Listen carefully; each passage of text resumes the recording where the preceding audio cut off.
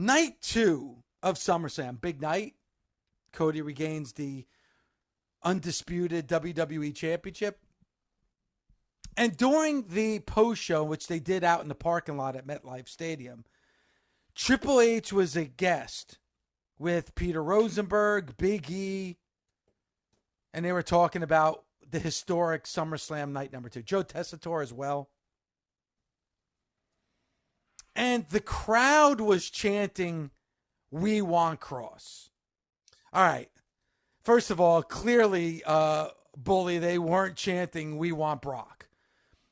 First of all, Brock came out with John Cena, who by far was the most popular wrestler SummerSlam weekend. They were clearly chanting, "We want Kross." Karrion Kross didn't think so as well. He retweeted that video and he said this, "Unreal. They write the scripts, but the fans write the truth. Thank you, TikTok."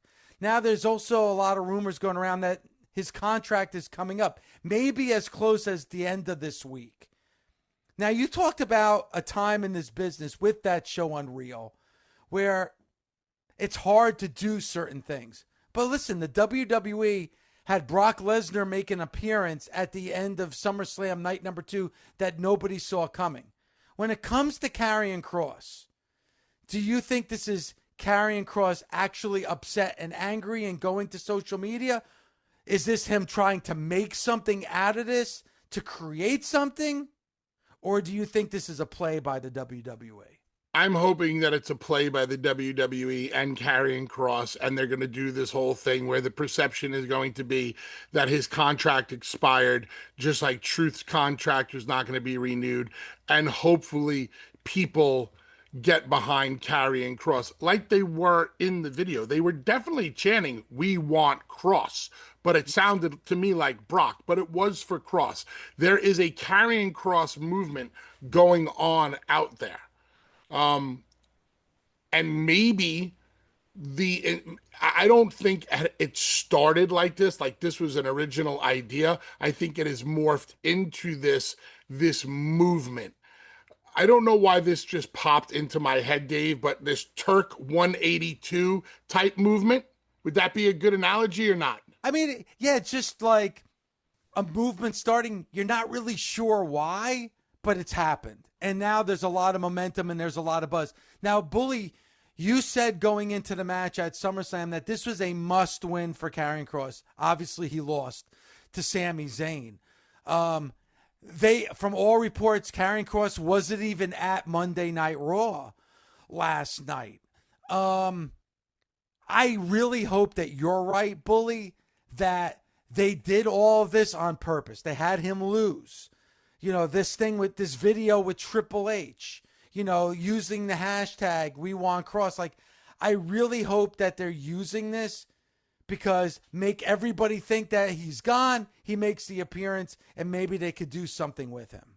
People were upset about Truth being released because we all loved Truth. He was comedy relief. He was a good guy. How could you release a guy that's been around this long who makes us laugh? The boys were pissed off about it, right? Yeah. With Kross, it's a different story. The people are genuinely behind this guy right now. Nobody was behind Ron the Truth killings as if, like, we want to see this guy get a push. It's like, nah, man, you let one of our favorites go. How dare you? With Kross, there's a movement going on. There's a groundswell going on. These people are fighting the system on Karrion Kross's behalf. So maybe we run with this whole thing. Maybe we have him lose. Maybe he does. We let it leak out there that he's not at Raw. Maybe we ride the perception of this whole movement and then eventually do something with it. That would seem like the smart thing to do. When it comes to leaks these days, right, Dave? Leaks to the dirt sheets, the internet, the reporters, whatever. Right now, I believe that the business, in order to protect itself, is going to have to enter a very espionage-esque way of doing things. You're never going to know. Remember the movie Secrets, Sneakers, Too Many Secrets? No, I don't know that. Anyway, it's gonna. Do you remember the movie with Pacino when he was the head of the CIA and he's breaking in all the younger CIA people? You never know who's telling the truth. You never know who's lying. In wrestling back in the day, you kind of knew everybody was either lying, but there was some degree of truth. What I think everybody's going to start working everybody moving forward because we're not sure which real or unreal. And even in this show, Unreal, that pulls back the curtain, hey, we're going to pull it back and tell you the truth. Well, we're already finding out that the pulling back and telling of the truth seems to be a lie in and of itself. Well, I mean, like, that's the thing. You're still doubting it. You really honestly don't know. When it comes to wrestling, you really don't know. It's like the Seth Rollins injury. Like, everybody said, I saw it coming. I knew. You really didn't know. You don't know until you actually see it. If Seth Rollins was really injured, if it was legit, then it was legit. If it's not, it's not. Like, it's always like we talk about Dave Meltzer where he says something and they're like, oh, but that was changed. Well, you really don't know because it's professional wrestling. I love not knowing. I love it. And the WWE has been working the dirt sheets for a long time now. And when you have a situation like Seth Rollins, where you leak good information for a long time, and then you leak bad information when the time is right. Because nobody knew, Seth. Nobody knew. Listen, I came on this show and I gave you my reasons why I thought it was a work. And I put my finger on certain moments in time, specifically Seth taking the finish. I said that does not happen in the WWE. Once you're hurt, you're hurt. So that never set right with me. But nobody knew, and I think they are starting to deliberately leak false information. But my whole thing now is, and maybe it's because I'm not nearly on social media as much as I used to. I really don't think like the whole like dirt sheet thing has that same impact as it used to anymore. I think like it's so 50-50 and half the stuff is right, half the stuff is wrong. I don't know if people really buy into these websites like they used to anyway. Half the shit they get wrong, and then, when they get it right, they're like, we told you. And when they get it wrong, they just make you want to forget that they actually said it the other way. It's just like, I just don't know if a lot of people put a lot of, concrete truth or honesty into this stuff like they used to anyway. I believe that pro wrestling dirt sheets have very much turned into political mainstream media. Just throw it out there. Whatever. Who cares if we're right or wrong? If it's grabbing a headline, and if you're right, then you look like great. And if you're wrong, you just forget about it and you move on. But with Karrion Kross, it's an interesting one because I don't know what it is, Bully. Like, I look at Karrion Kross and, man, I see a guy that could be huge in this business. He's got a great look. He's good in the ring. His entrance is all. But I don't know if he's really been given the opportunity to really shine. I have a funny feeling that the same thing is going on with Karrion Kross that's going on with LA Knight. In the eyes of the higher ups, in the eyes of creative, in the eyes of the people that make the decisions in the WWE, I think that when the bell rings, their confidence is not there. But with the way that the WWE has used Karrion Kross, I think Karrion Kross would be extremely happy to be in a position that LA Knight is in. Like, I just don't feel like they've ever really put him in any kind of position at all. I actually like the position that Karrion Kross is in right now. It's very real. It's very rebellious. It's very organic. It feels like his groundswell is true. And I would love to see Karrion. Could you imagine if the WWE, well, they don't really say anything anymore. What if Karrion Kross took to social media, much like Truth did, and says, the WWE has decided to not renew my contract, right? Yeah. And then the Karrion Kross fans are mad, right? Yep. And then Karrion Kross tweets, but you know what?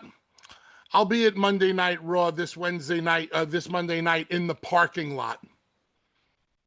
and have Karrion Kross show up to Monday Night Raws in the parking lot with the fans behind him saying, you can't stop the movement. You can't stop. You can't silence us. You can't stop us. I would do that for months. I would have Karrion Kross at every Monday Night Raw in the parking lot for months, rallying the people, being this rebel, the Kross groundswell. That's the play on Karrion. Now, if this turns out, though, to be what it perceives to be, let's just say Karrion Kross, and we don't know this to be a fact, if his contract is up at the end of the week and they do let Karrion Kross go, right? And his career, at least for right now, is over with the WWE. See, that's somebody I think AEW should pick up on, because there's a buzz and there's momentum around that person. Yeah, there's also been a buzz and momentum around every other every other WWE person that has went to AEW. Excuse me, and the majority of the time, AEW, other than for a night or two, does not know how to take full advantage. But not like this, Bully, in the fact that everybody is clamoring to see them. Probably the closest to that would be like the Hurt Business, now the Hurt Syndicate, which is one of the best things going on AEW TV. What I'm saying is, I can't guarantee how they're going to be used once they get there. I'm just talking about taking somebody in that has momentum and buzz around them, that didn't get an opportunity that they feel that they deserve and fans want to see. Like, that's what I'm talking about. And that was my whole idea around Goldberg, minus the fans wanting to see. Because I think 50% of the fans would have wanted to see it. The other 50% didn't. But it would have been an opportunity for AEW to strike while that iron was hot. Iron's not hot anymore. That's gone. With Karrion Kross, unfortunately, I've seen too many missed opportunities with WWE people that were hot. Remember, if Karrion Kross is not going to be with WWE anymore, there's going to be 90 days. So for 90 days, you're going to forget about Karrion Kross. And then you think he's going to show up on AEW TV and be hot? Unless you do something like you were talking about, making those appearances, doing these kind of keeping your name out there. That's if he is still with the WWE. The play is this. If Karrion Kross signs a new deal with WWE, and obviously they keep it quiet, how do you turn this whole thing into good television? You have Karrion Kross show up at every Monday Night Raw. You never shoot it. You never show it on Raw TV. You never show it in the arena. You don't acknowledge it. You let it live on social media. You start a true movement. How did ECW became? It was a movement. People traded tapes. You got to see this. You got to see this. Let Karrion Kross live on social media. To the point where sign the petition. Karrion Kross shows up in Duluth, Piscataway, Des Moines, Bangor, Bakersfield. It's the Karrion Kross from sea to shining sea parking lot tour, where I am going to get 100,000 signatures from WWE fans saying we want Kross. And then I'm going to show up to the office in Stamford, Connecticut, and I'm going to bang on their fucking door with this petition. You say you want to take the fans mean something to you. You want to give the fans what they want. Well, here's 100,000 signatures from the WWE universe saying we want Karrion Kross. That's making a guy.